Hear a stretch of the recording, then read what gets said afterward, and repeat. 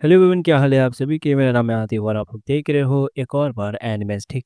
और आज हम करने जा रहे हैं मॉन्स्टर एसोसिएशन आर्क को एक्सप्लेन। इसके बाद जहाँ पे एनिमे हमारा खत्म हुआ है उसके बाद से मैं मॉन्स्टर एसोसिएशन आर्क एक्सप्लेन करने जा रहा हूँ। ओरोची और साइतामा की फाइट बहुत छोटी दिखाई गई है एनिमे में, तो मैं यहाँ पे थोड़ी एक्सटेंड करके आप लोगों को बताऊंगा। तो बिना किसी देरी के हम लोग स्टार्ट करते हैं। वीडियो चैनल पे नए हो तो प्लीज़ चैनल को सब्सक्राइब करना और वीडियो को लाइक ज़रूर से कर देना।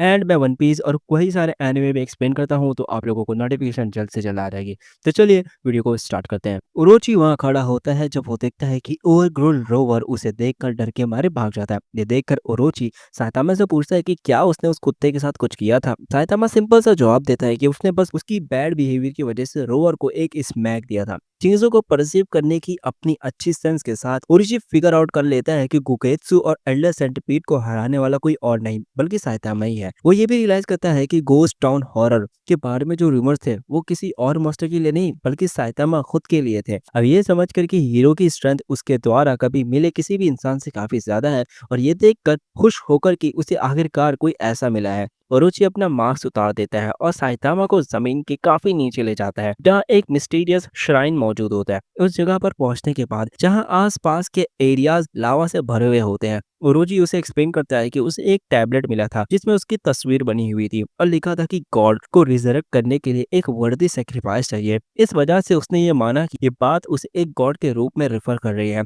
फिर वो क्लेम करता है कि साइतामा उसकी रिजरेक्शन के लिए सेक्रीफाइस बनने वाला है और उसे एक ऑल आउट फाइट ऑफर करता है। लेकिन टिपिकल फैशन में ओरोची रियलाइज करता है कि साइतामा ने उसकी बातों पर बिल्कुल ध्यान नहीं दिया। हीरो बस अपने आसपास के एनवायरनमेंट के चेंजेस के साथ एडजस्ट करने की कोशिश कर रहा होता है, जैसे लिटरली लावा के अंदर डूबकर चिल करना। साइतामा के इतने कैजुअल बिहेवियर से कंफ्यूज होकर ओरोची डिसाइड करता है कि वो अपनी फुल पावर यूज करेगा और अर्थ के कोर से डायरेक्टली एनर्जी खींचकर अपने बॉडी में लाकर फाइट को जल्दी खत्म करेगा।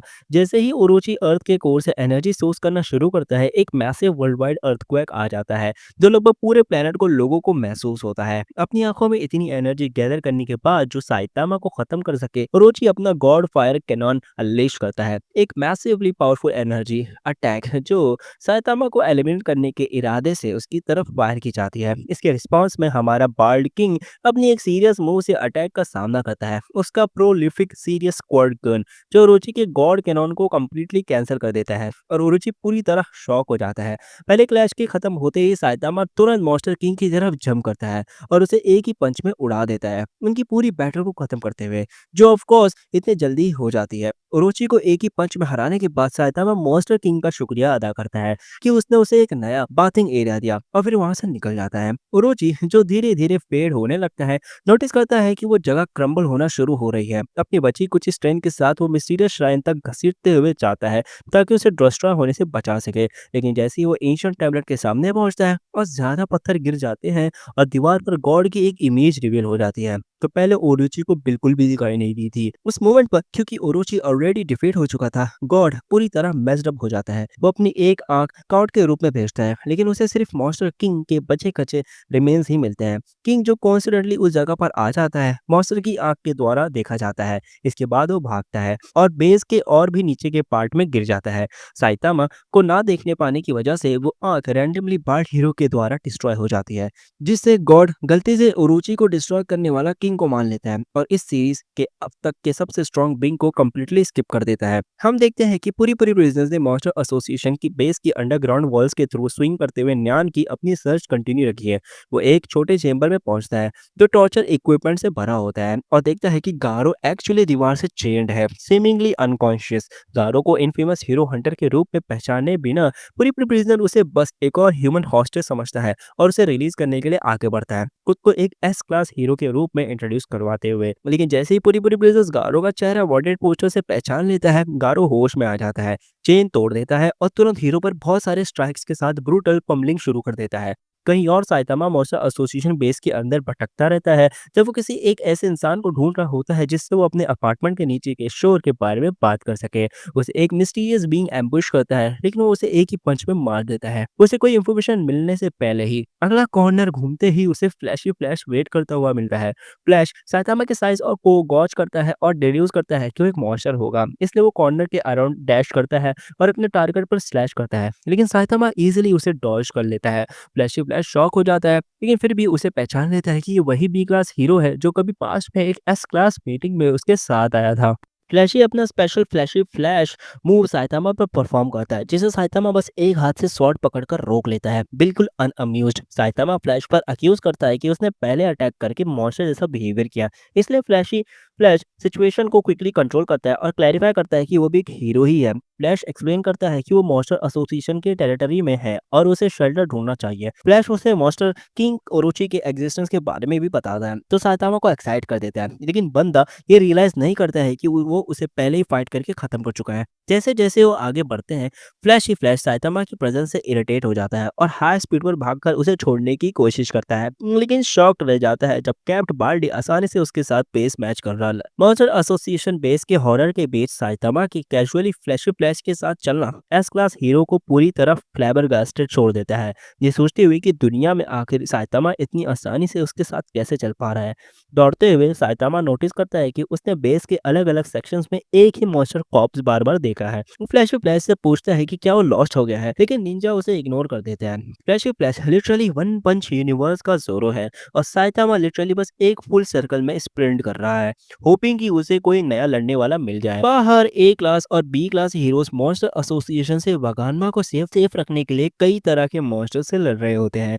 जैसे जैसे बैटल धीरे धीरे डाउन होती है और मॉन्स्टर इवेंचुअली डिफीट हो जाते हैं, हीरो उस एसोसिएशन के सारे पॉसिबल एग्जिस्ट सील कर देते हैं और बोलते हैं कि विक्ट्री शायद अब पास है। पॉइजन दूर एक लंबी कैट लाइक क्रिएचर को नोटिस करता है, वो वन शॉटर को मॉन्स्टर पर फायर करने का ऑर्डर दे देता है, लेकिन बुलेट नयान के क्लॉ के द्वारा इंटरसेप्ट हो जाती है और वापस स्नैपर की तरफ क्लिक होकर उसके सर को वाउंड कर देती है। नयान अपनी खुशी एक्सप्रेस करता है कि साइतामा से मिलने के बाद उसे इतना वीक हीरोज का ग्रुप मिल गया है और इंसिस्ट करता है कि वो सब उसके साथ गेम खेले। जैसे ही जेट नाइस गाय बोलता है कि सबको कॉशियस रहना चाहिए, नयान अचानक ए क्लास हीरोज के बीच अपीयर होता है और सब पर स्लैश करता है, नीडल स्टार, गियर स्क्वायर और ट्विन टेल को वाउंड करते हुए। नयान अनाउंस करता है कि वो मॉन्स्टर एसोसिएशन को एक कैडर है, जबकि खुद से मटर करता है कि वो पहले ही एसोसिएशन छोड़ चुका है, जो बाकी हीरोज के लिए शॉक होता है। ये देखकर कि किड फिर से किडनैप हो सकता है, सेकिंगर फूड बटलर फुतोई को वागान्मा को सेफ्टी में ले जाने का ऑर्डर देता है। साथ ही फियर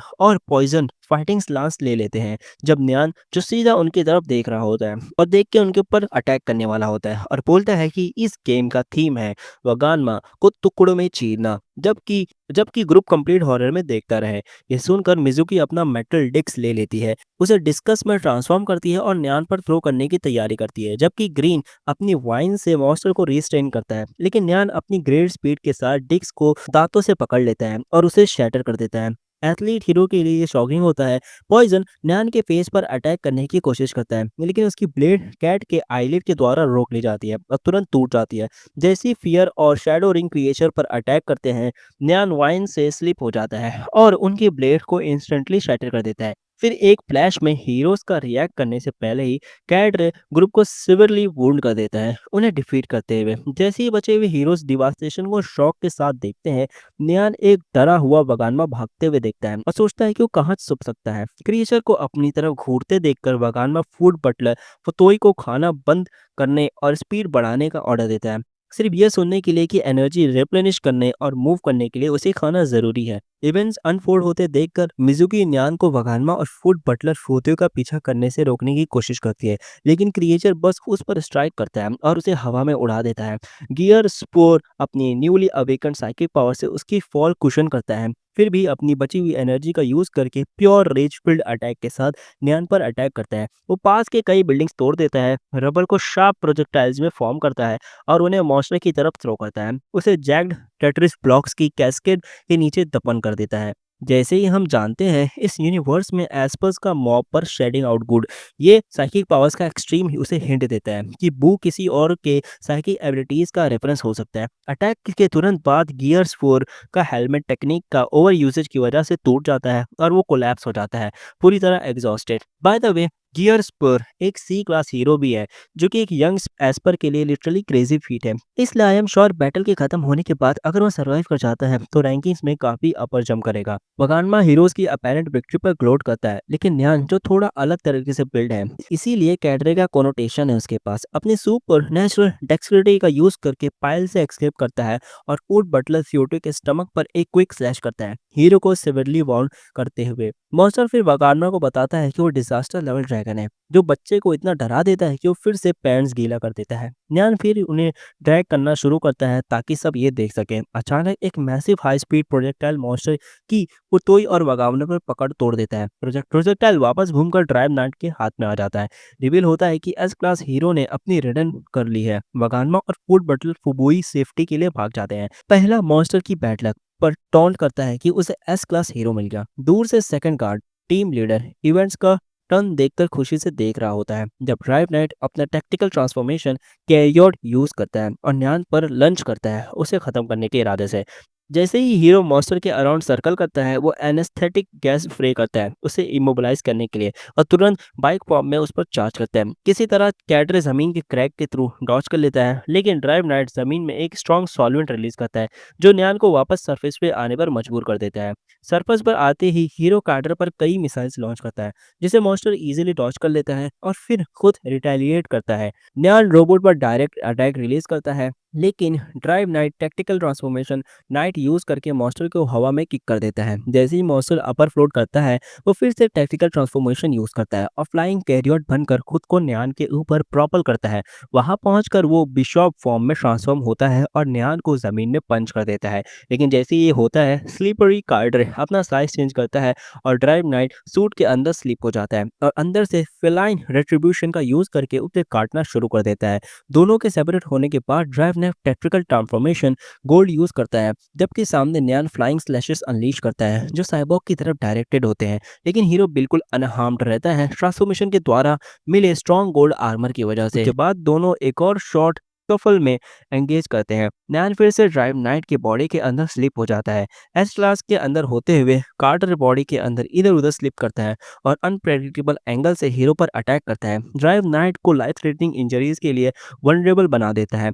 जैसे ही न्यान फिर से हीरो के बॉडी पर फिलाइन रेट्रीब्यूशन अनलीश करने वाला होता है, ड्राइव नाइट अपना बिग ब्रेन साइबॉग कंप्यूटर दिमाग यूज करता है और एक काउंटर सोचता है।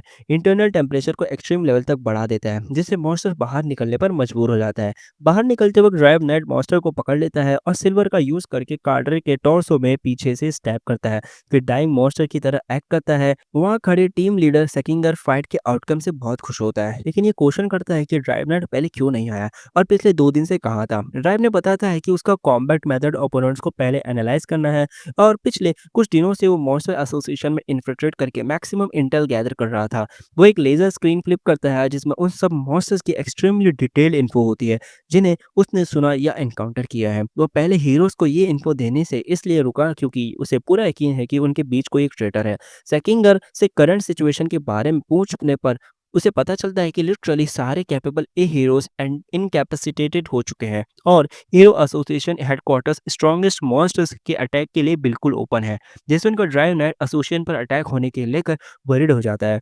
सेकिंगर आर्ग्यू करता है कि मॉन्स्टर के वहां जाना इम्पॉसिबल है क्योंकि वो बिल्डिंग लिटरली मेटल नाइट के द्वारा डिजाइन की गई है, लेकिन यही चीज ड्राइव नाइट को एक्चुअली डराती है। वो सेकिंगर को एक्सपोज करता है कि मेटल नाइट के दोनों बॉट्स मॉन्स्टर एसोसिएशन के अंदर ट्रांसमिटेड डेटा से लिंक्ड है और उसके एक नाइट को मॉन्स्टर्स ने कैप्चर कर लिया था, शायद वही जिसे चाइल्ड एम्परर मिला था। उस रोबोट से निकली हुई इंटेल मॉन्स्टर्स को हीरो एसोसिएशन के अंदर के सारे मेटल नाइट बॉट्स कंट्रोल करने का मौका दे सकती है, जिसका मतलब है कि बिल्डिंग अंदर से ही गिराई जा सकती है। अभी अभी मिली इस इंफॉर्मेशन और पॉसिबल ट्रेटर के मेटल नाइट होने के थॉट से पैनिक होकर सेकंड गार्ड अपना कम्युनिकेटर पकड़कर ब्लास्ट को कॉन्ट्रैक्ट करने की कोशिश करता है। तभी अचानक एक एनर्जी बीम उसका हाथ पूरी तरह जला देता है। टीम डायरेक्टर को टेरिफाइड छोड़ते हुए उनके सामने डैमेज्ड मैकेनिकल बॉट G5 किसी तरह वापस खड़ा हो जाता है। पिछली इंटेंस बैटल की वजह से ड्राइव नाइट उससे लड़ने की कंडीशन में नहीं होता। उनके सामने क्लैंग करता हुआ G5 अपने आप को एक छोटी कम डैमेज वर्जन में ट्रांसफॉर्म करता है ताकि सबको कंप्लीटली एनिहिलेट कर सके। लेकिन तभी एक अचानक रोशनी की रे आती है और ब्रोकन बैक स्टोरीज का किंग चिनोस आसमान से नीचे गिरता है और सामने वाले ट्रांसफॉर्म मॉन्स्टर को पूरी तरह डिस्ट्रॉय कर देता है। कुछ मोमेंट बाद जिनोस सपोर्ट टीम और वगानमा को हीरो एसोसिएशन के गार्डेड एरिया में ले जाता है, रास्ते में कई मॉन्स्टर को डिफीट करते हुए। पहुंचने के बाद बाकी सपोर्ट हीरोज अपनी इंजरीज को ट्रीटमेंट शुरू कर देते हैं। सेकिंगर अपनी खुद की वार्ड अटेंड करता है और चाइल्ड एम्परर को कॉल करके बताता है कि वगानवा सक्सेसफुली रेस्क्यू हो चुका है। मतलब फाइनली सेकंड टाइम उन्होंने बच्चे को बचा लिया। फिर वो फ़ोन जेनोस को दे देता है, जो कॉल पर चाइल्ड एम्परर से छोटी-सी बात करता है। चाइल्ड एम्परर हीरो का काम के लिए शुक्रिया अदा करता है। इनिशियल बैटल से उसे बाहर रखने के लिए माफ़ी माँगता है, क्योंकि उन्हें लगा था कि शायद वो ट्रेटर हो सकता है, और फिर एक फ़ेवर माँगने लगता है, जिसे जेनोस स्किप कर देता है। ड्राइव के दौरान एक फ्लैशबैक दिखाया जाता है कि जब ड्राइव नाइट न्यान के बॉडी को एक्सपेरिमेंटेशन के लिए ले जा रहा होता है, तब रिवील होता है कि कैट मॉन्स्टर एक्चुअली जिंदा होता है, और ड्राइव नाइट को किसी ऐसे इंसान के बारे में बताता है जो मॉन्स्टर एसोसिएशन को एग्जीक्यूटिव्स को एक मंच में हरा सकता है। ये सुनकर जेनोस ऑब्वियसली समझ जाता है कि उसका सेंसे अपने तरीके से मॉन्स्टर एसोसिएशन से लड़ रहा है। इस वजह से वो चाइल्ड एम्परर को बताता है कि उसका हीरो एसोसिएशन के किसी भी ऑर्डर को फॉलो करने का कोई इंटेंशन नहीं है, और कॉल काट देता है। जो बच्चा उसने अभी अभी बचाया होता है, उसके पास जाकर जेनोस वकानमा और फूड बैटलर फुटोई को ट्रस्ट करता है और मॉन्स्टर एसोसिएशन के हाइडआउट में एंटर करने की तैयारी करता है। जैसे ही वो बेस इन्वेड करने के लिए रेडी होता है, जेनोस ड्राइव नाइट के पिछले 2 दिन के स्टडी से मिली इंटेल पर भरोसा करता है। एसोसिएशन के अंडरग्राउंड मेज में कहीं और पूरी पूरी प्रिजनर गार्डों के द्वारा पूरी तरह पम्बल्ड होता है। कई दीवारों से उड़ा दिया जाता है जब तक वो वहाँ बैटर्ड और ब्रूस्ड पड़ा रहता है, बिल्कुल मूव करने में असमर्थ। लेकिन जैसे ही वो वहाँ पड़ा होता है, उसके बिल्कुल पास एक बड़ा shiny black leg muscle appear होता है। रिवील होता है कि सुपर अलॉय डार्क शाइन जो सही टाइम पर वहाँ पहुँच गया होता है। कमज़ोर आवाज़ में पूरी पूरी उसे सिचुएशन एक्सप्लेन करता है। दोनों बड़े आदमियों के सामने गारो का डार्क और बल्कअप फिगर सामने आता है, body building S class hero से स्किप करता हुआ। हम देखते हैं कि एटॉमिक समुराई के 3 डिसाइपल भी एविल वाटर मॉन्स्टर से हार चुके होते हैं। चाइल्ड एम्परर जो इस हेलिश मेज में वापस आता है, उन्हें बीटन और ब्रूस देखता है और तुरंत इंजर्ड ए क्लास की तरफ दौड़ता है। लेकिन जैसे ही बीटन ए क्लास उसे वार्न करता है, एक extremely high pressure water shot बच्चे की तरफ फायर होता है।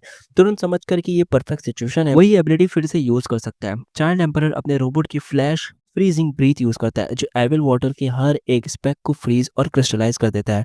लेकिन सैडली ये बॉयज के लिए वर्स्ट के सिनारियो होता है, क्योंकि एविल नेचुरल वाटर जो पहले ही बच्चे के द्वारा स्टन हो चुका होता है, गुस्से में रूम में एंटर करता है और कहता है कि एविल वाटर को इस ब्रेनी हीरो को एलिमिनेट मदद चाहिए।